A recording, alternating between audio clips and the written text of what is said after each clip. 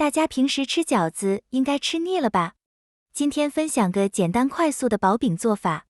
外皮酥脆掉渣，层次分明。300克面粉里加入3克盐，增加一下面粉的筋性。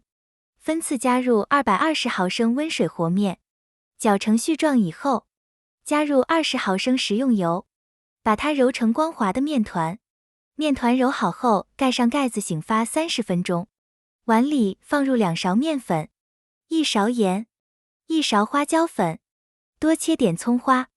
锅里多来点油，油热以后放入花椒粒，把它炒香。把花椒粒盛出来，咱们只要花椒油，把它浇在上面，案板上抹点油。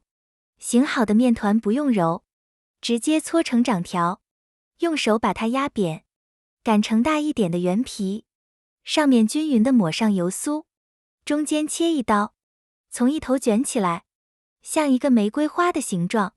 收口处把它捏紧，压成圆饼，盖上保鲜膜让它松弛10分钟，把它压扁，擀成薄一点的饼胚。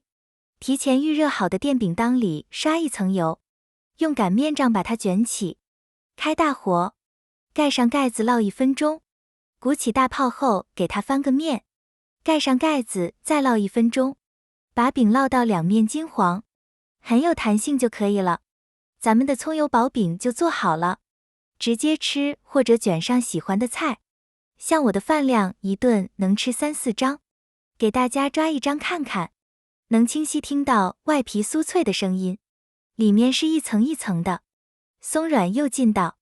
喜欢的朋友可以试一下。谢谢大家。